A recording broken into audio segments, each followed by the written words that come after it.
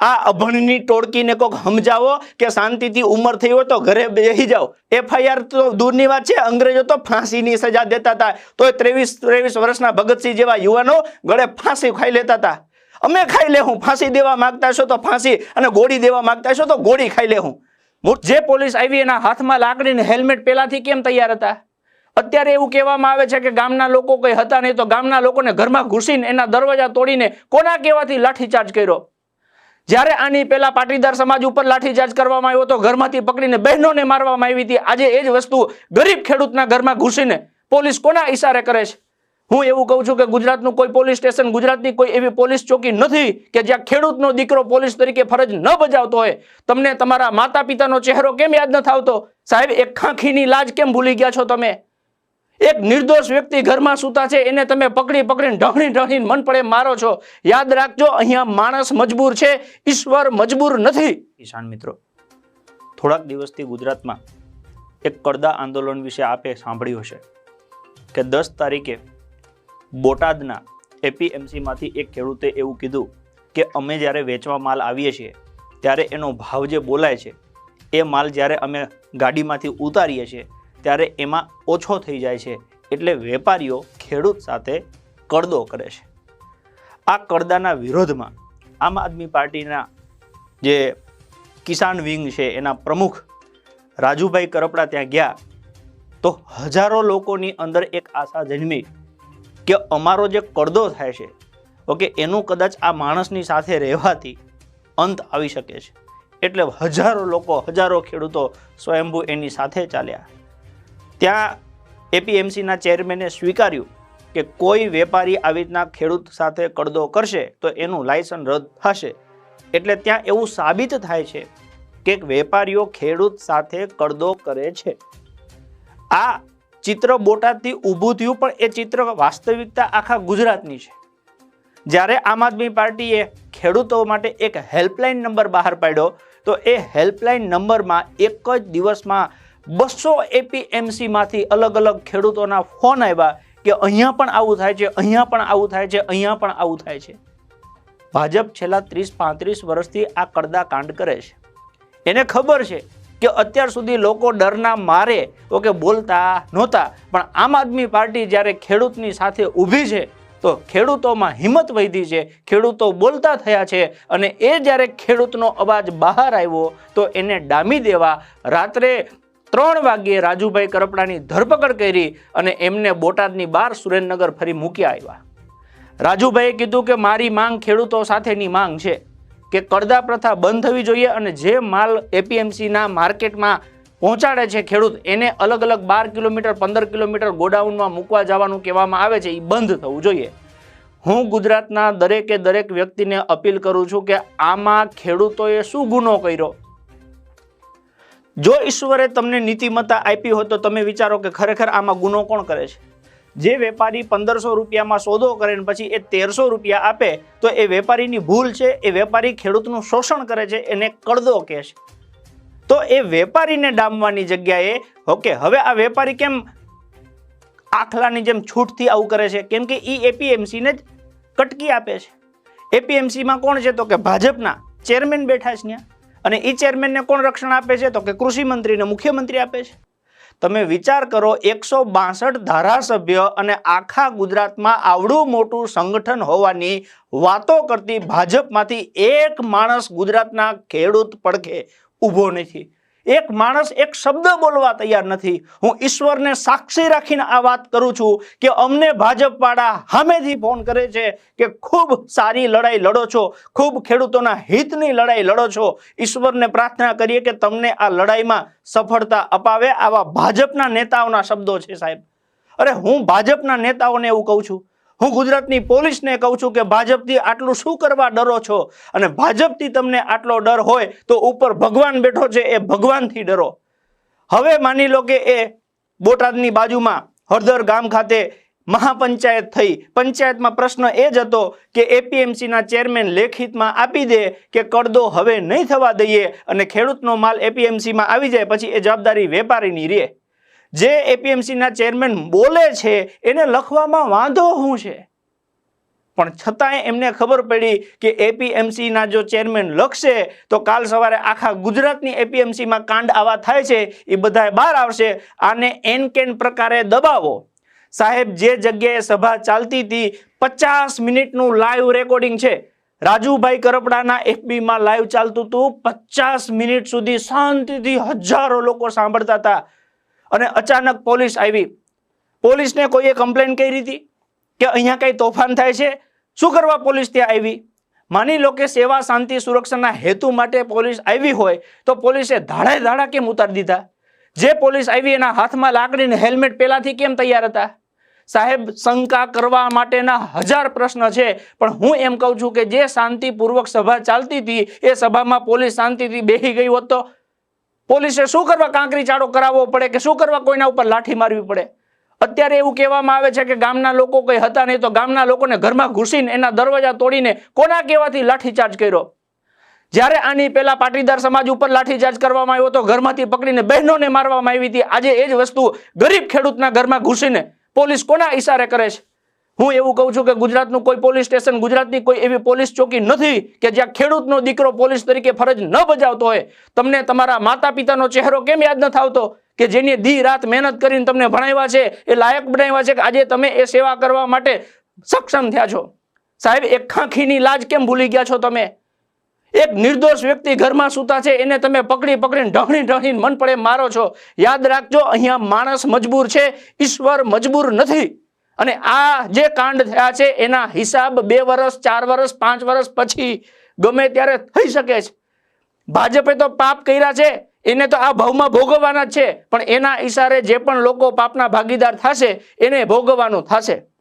માની લો કે સભા એની મંજૂરી નહોતી લીધી, પણ મંજૂરી લીધી નહોતી, મંજૂરી દેવામાં નથી આવી. કોના ઈશારે મંજૂરી દેવામાં નથી આવતી? ભાજપના ઈશારે. કેમ કે એને ખબર છે કે મંજૂરી દેશું હજારો લાખો ખેડૂતો ભેગા થાય છે, અમારા ભાંડા ફૂટી જશે. અરે, ગુજરાતનો એક એક માણસ સમજી ગયો છે, એક એક માણસને ખબર છે કે તમે કેવા કાંડ કર્યા છે. હવે માણસ નકડી છટ થઈ ગયા છે. ભાજપ વાળાનું મોઢું જોવા કોઈ તૈયાર નથી થતું.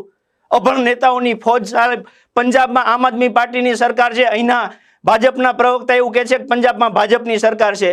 આ અભણની ટોળકીને કોક સમજાવો કે શાંતિથી ઉંમર થઈ હોય તો ઘરે બેસી જાઓ. તમારા વિસ્તારમાં 14 વર્ષની દીકરી ઉપર માની લો કે 6 લોકો ભેગા થઈને રેપ અટેમ્પ કરે છે. સાહેબ, એક મોઢામાંથી એક મગના દાણા જેટલો શબ્દ નથી નીકળતો અને અહીંયા તમે ફાંકા ફોજદારી કરો છો મીડિયાની સામે.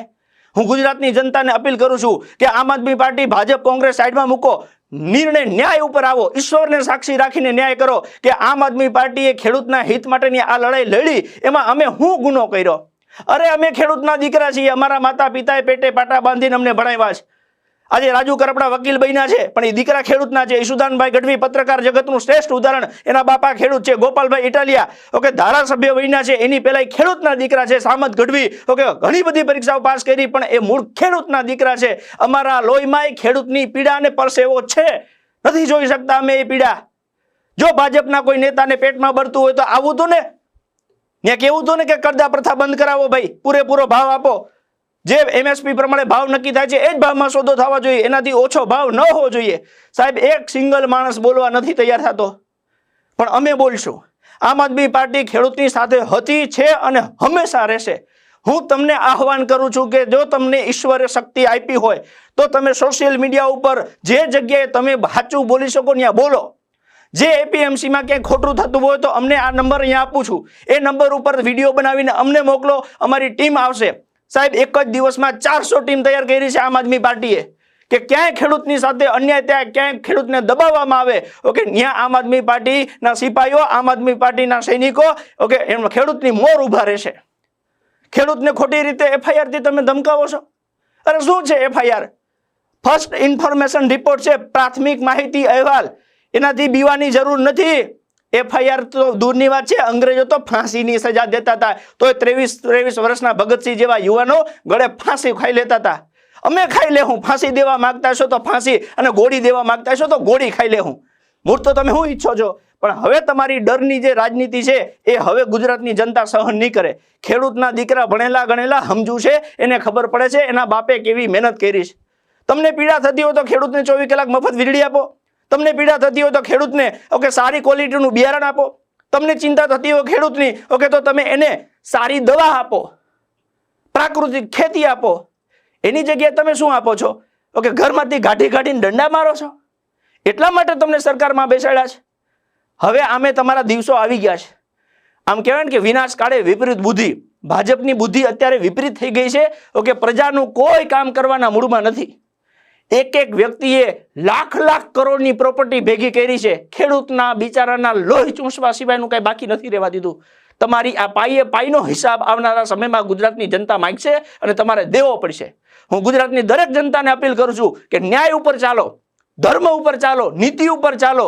ખોટી કોઈની રાજનીતિમાં ના ચાલશો. ઓકે, નિર્ણય કરો કે ખેડૂતને સાચે અન્યાય થાય છે અને એ અન્યાયમાં લડવા માટે આમ આદમી પાર્ટી અને ગુજરાતની દરેક જનતાને વિનંતી કરું છું. હું એક કિસાન સંઘને કહું છું કે ક્યાં ગયું એ કિસાન સંઘ? જ્યારે કોંગ્રેસની સરકાર હતી, 50 રૂપિયા એક હોર્સ પાવર ઉપર વધાર્યા હતા અને આખા ગુજરાતના જીબીને તાળાબંધી કરવાનું કીધું હતું. જો ખેડૂતની એટલી ચિંતા થતી હોય, ખેડૂતનું એટલું પેટમાં બળતું હોય, તો આજે બિચારા લાખો રૂપિયાનું શોષણ થાય છે. હું એમ કહું છું કે એક કિસાન સંઘ ક્યાં છે?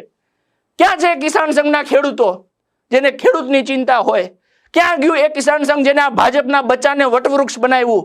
સાહેબ, એ દીકરો મોટો થઈ અને એને બાપાનું ગળચું દબાવ્યું. આજે કિસાન સંઘના નેતાઓ અમને ફોન કરીને રડે છે, 72 વર્ષના લોકો, કે અમને આવી ખબર નહોતી કે આ ભાજપ આવી ભૂંડાઈ કરશે. તમને બધાને રિક્વેસ્ટ કરું છું કે જો ભાજપ ખોટું છે, તમે સમજો છો, માનો છો, તો મૂકી દો ને. અમે તમારા ભેગા છીએ, અમે ખેડૂતની હાથે છીએ. આપણે સૌ ખેડૂત સમાજ ભેગા થઈએ, આપણે આપણા ન્યાય માટે લડીએ. અને 16 તારીખે રાજુભાઈ કરપડા, પ્રવીણભાઈ રામ, માની લો કે કદાચ એમને પરવાનગી નથી લીધી, એની સામે ગુનો દાખલ કરવો હોય તો એ કહે છે કે ગુનો દાખલ કરો. અમે તમારી FIR થી બીવાના નથી, પણ અમારા નિર્દોષ ખેડૂતોની ઉપર લાકડીઓ ના ચલાવશો. ઓકે, એના પરિવારને ખોટો હેરાન ન કરશો. તમારે અમારા વહા કાબરા કરવા હોય તો કરી નાખો. અમને તમારાથી ડરતા નથી અને ડરવાના નથી. ખેડૂતનો જ્યાં હિતનો પ્રશ્ન હશે ત્યાં ખેડૂતના ભેગા હઈશું ને હઈશું. જો તમને એવું લાગતું હોય કે ખરેખર વાતમાં વેદના છે, ખરેખર ખેડૂતના જીવમાં પીડા છે, તો તમારે ખેડૂતના પડખે ઊભું રહેવું પડે. એની દિવસ રાત, ટાઢ તડકો, વરસાદ ભોગવીને આજે તમારા મારા દીકરાને ઓકે 2 ટકનું ભોજન એ ખેડૂતના દીકરા કોક તૈયાર કરીને દે છે. આજે જ્યારે એની પીડા હોય ત્યારે એક નાગરિક તરીકે, એક માણસાઈના નાતે સૌએ સહકાર દેવો જોઈએ. આ ગુજરાતની જનતા ઓકે એની નીતિમત્તામાં આવે છે. સાહેબ, જે ગાંધીજીએ, જે સરદાર પટેલે આપણને ગુજરાતનો વારસો આપ્યો, એ ગાંધીજીના વિચારો ઉપર ચાલીને દુનિયાના જે આગેવાનો છે એને દુનિયાના સૌથી શ્રેષ્ઠ પુરસ્કાર મળે છે. સાહેબ, નોબેલ પુરસ્કાર મળે છે અને એ વ્યક્તિ કહે છે કે હું ગાંધીજીના રસ્તે ચાલું છું. આ લોકશાહીમાં આપણે બોલી ન શકીએ? આપણને કોઈ શોષણ કરતું હોય તો આપણે કોઈને કહેવાનું નહીં કે અમારું શોષણ થાય છે, એ ગુનો છે. અને જો એ ગુનો હોય તો ગુજરાતની દરેક જનતા એ ગુનો કરવા તૈયાર થવું જોઈએ. અને એ પ્રજાની સાથે અમે ઊભા છીએ. આમ આદમી પાર્ટીની અમારા લીગલ સેલના પ્રણવભાઈ ઠક્કરે 900 એડવોકેટ ગુજરાતમાં તૈયાર કર્યા છે કે કોઈને ખોટી રીતે પોલીસ ધમકાવે કે ભાજપના કોઈ નેતા ધમકાવે તો લીગલ સેલ તમારી સાથે છે. ઓકે, અમે ગમે ત્યારે ગમે ત્યાં તમે કહેશો ત્યાં આવી જશું. પણ હવે આ ડરની રાજનીતિ ગુજરાતમાં નહીં ચાલવા દઈએ. ગુજરાતમાં એક ભણેલા ગણેલા સ્વચ્છ છબીવાળા લોકોની રાજનીતિ ચાલશે, જે ગુજરાતની જનતા માટે હશે, ગુજરાતના લોકોના હિત માટે હશે. હું યુવાનો અને મહિલાઓને આહવાન કરું છું કે આ લડાઈ ખેડૂતોની નથી, આ લડાઈ સત્ય અને અસત્યની છે.